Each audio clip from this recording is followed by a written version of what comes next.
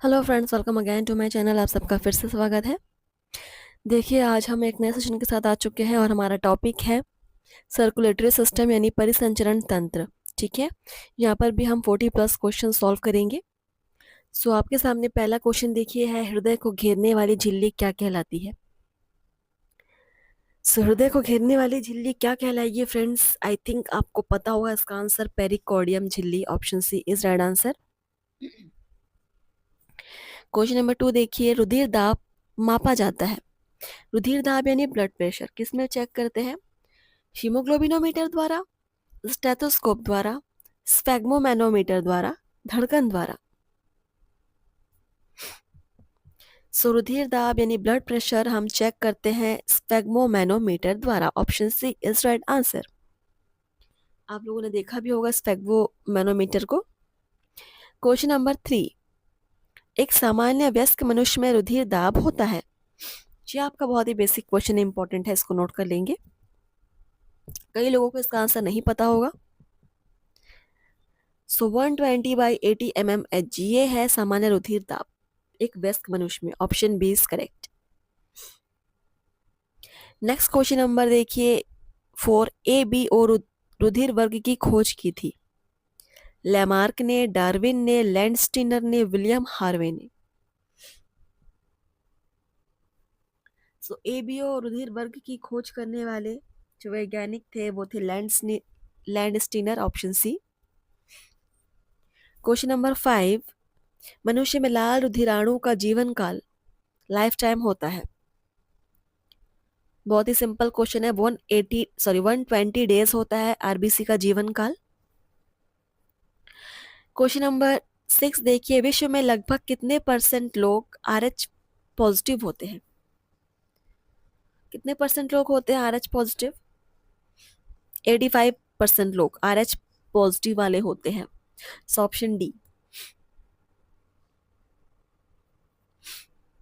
7, खुला परिवहन तंत्र पाया जाता है।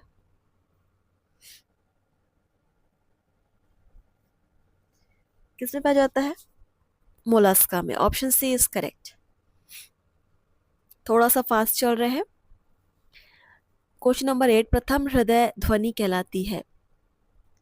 लब अनुशिथिलन के अंत में, लब अनुशिथिलन के प्रारंभ में, डब प्रकुंचन के अंत में, डब प्रकुंचन के प्रारंभ में।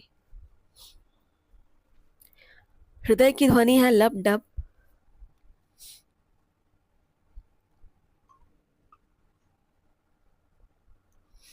तो प्रथम हृदय ध्वनि जो आपका लब अनुशिथिलन के अंत में। Option first. 9 नंबर क्वेश्चन देखिए, रुधिर परिसंचरण की खोज किसने की? इसकी खोज की थी विलियम हार्वे ने, जिसने एबीओ ब्लड ग्रुप की खोज की थी। उसने ही परिसंचरण तंत्र की भी खोज की थी। 10 नंबर क्वेश्चन देखिए, रुधिर निर्माण कहलाता है ब्लड का बनना। Haemolysis, haemopoiesis, plasmolysis, anoxaemia. Anoxaemia तो आंसर होगा नहीं। देखिए, हीमोपोइसिस ये होता है ब्लड का निर्माण। ठीक है, हीमोलाइसिस मतलब ब्लड का टूटना, लेकिन ब्लड का बनना होता है हीमोपोइसिस। Option B. दोनों टर्म्स पता होने चाहिए। 11 नंबर क्वेश्चन देखिए, श्वेत रुधिराणु यानी WBCS की संख्या में बढ़ोतरी कहलाती है। Anaemia, polycythaemia, leucopenia, leukaemia. WBCS की संख्या में बढ़ोतरी ये होगा आपका ल्यूकीमिया। ठीक है, एक तरीके से एक डिजीज भी है ये, ब्लड कैंसर कहलाता है ल्यूकीमिया। क्वेश्चन नंबर 12 देखिए, सबसे बड़ी लसिका ग्रंथि है। प्लीहा, पिट्यूटरी, यकृत, थायराइड। यह है प्लीहा, सबसे बड़ी लसिका ग्रंथि प्लीहा। Option first. 13 नंबर क्वेश्चन देखिए, हृदय के किस कक्ष में सबसे मोटी पेशीय भित्ति पाई जाती है? दाया निलय, दाया आलिंद, बाया निलय, बाया आलिंद। तो सबसे मोटी पेशीय भित्ति आपकी होती है बाएं निलय में। ऑप्शन सी। 40 नंबर क्वेश्चन देखिए, हमारे शरीर में उपस्थित रुधिर बैंक है। रुधिर बैंक किसको कहा जाता है? सिंपल सा क्वेश्चन है, किसको कहते हैं रुधिर बैंक? प्लीहा को। ठीक है, प्लीहा को बोलते हैं रुधिर का बैंक, ऑप्शन बी। 50 नंबर देखिए, कोलेस्ट्रॉल के जमने का कारण धमनियों की कठोरता को कहते हैं। कोलेस्ट्रॉल के जमने के कारण धमनियों की कठोरता, इसको क्या कहेंगे? आर्टेरियोस्क्लेरोसिस। आर्टेरियोस्क्लेरोसिस कहते हैं, ऑप्शन सी नोट कर लीजिएगा। 60 नंबर देखिए, मेंढक में कौन सी धमनी अनुपस्थित रहती है?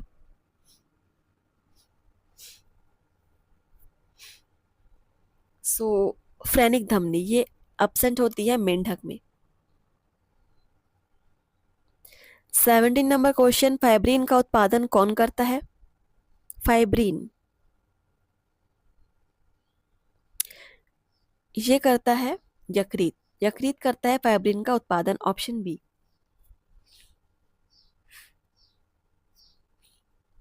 एक्चुअली फाइब्रिन जो है वो यकृत में बनता है अक्रिय फाइब्रिनोजन के रूप में, ठीक है, बनाया जाता है। टी लिम्फोसाइट उत्पन्न होती है थाइमस में, अस्थि मज्जा में, यकृत में, इनमें से कोई नहीं।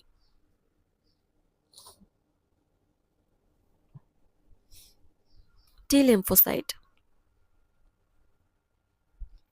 ये उत्पन्न होती है अस्थि मज्जा में, ठीक है, ऑप्शन बी इज करेक्ट। अस्थि मज्जा यानी बोन मैरो में बनती है टी लिम्फोसाइट, और इसका जो डेवलपमेंट होता है ये होता है थाइमस में। 90 नंबर क्वेश्चन देखिए, मनुष्य के रुधिर में मलेरिया परजीवी प्रवेश करता है किस रूप में? बहुत ही आईएमपी क्वेश्चन है। मलेरिया का पैरासाइट किस रूप में प्रवेश करता है?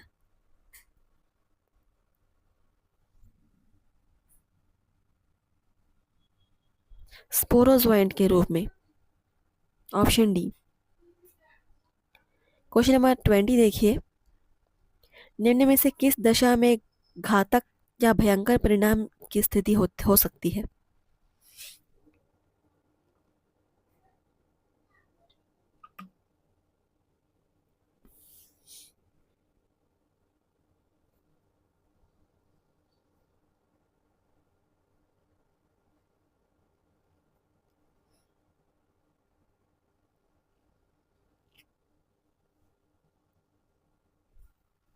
जब आरएच प्लस नर की शादी आरएच माइनस मादा से होती है, ऑप्शन डी। ठीक है, ऑप्शन डी इज करेक्ट।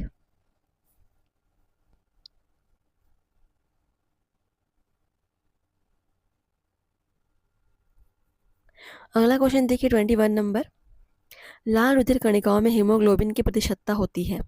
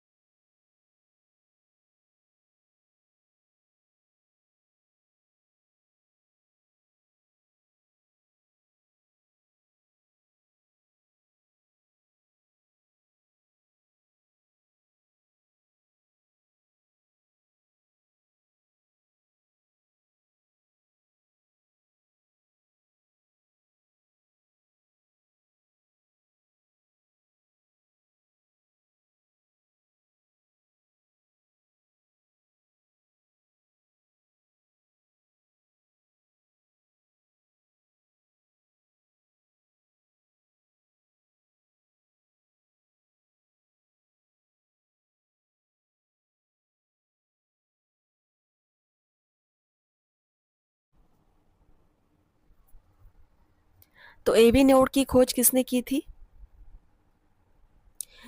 ये आपका किया गया है लोविस के द्वारा। Option B is correct.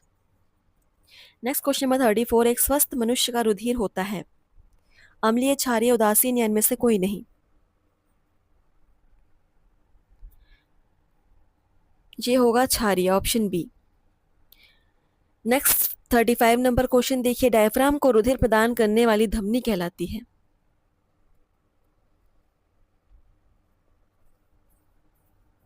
Phrenic धमनी, ऑप्शन बी इज करेक्ट।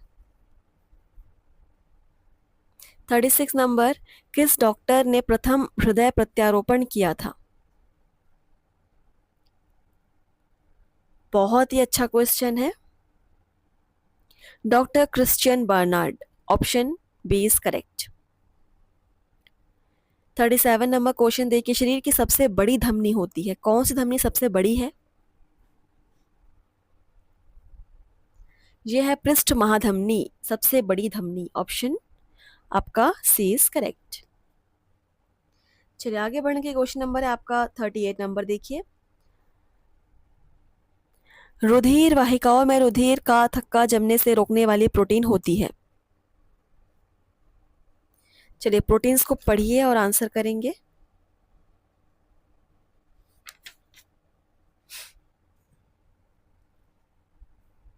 रुधिर का थक्का जमने से रोकने वाली प्रोटीन, यह आपकी हिपेरिन, जो कि ह्यूमन ब्लड में प्रेजेंट है। Question number 39। मनुष्य के हृदय में एबी नोड होती है, क्या है एबी नोड?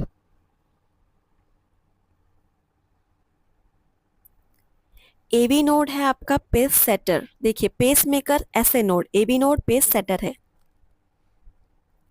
40 नंबर क्वेश्चन देखिए। प्लाज्मा का माध्यम होता है अम्लीय, क्षारीय, उदासीन, इनमें से कोई नहीं? प्लाज्मा का माध्यम क्षारीय होता है, ऑप्शन बी।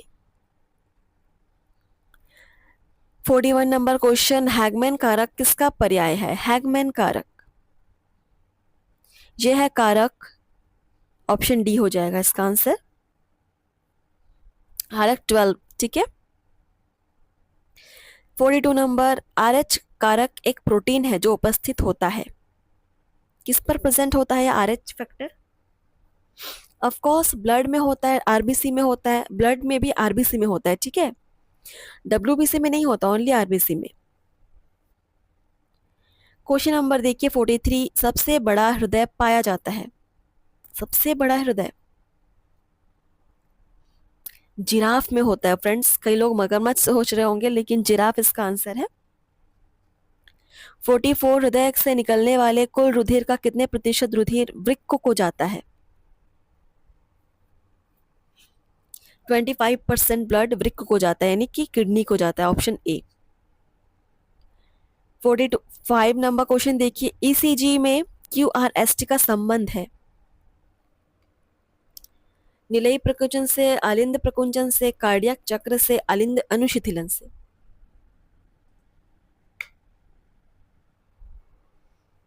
तो ईसीजी में क्यूआरएसटी का संबंध है निलयी प्रकुंचन से, ऑप्शन फर्स्ट, ठीक है।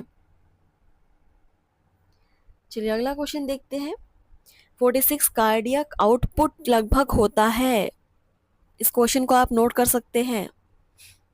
5.3 लीटर पर मिनट कार्डियक आउटपुट होता है।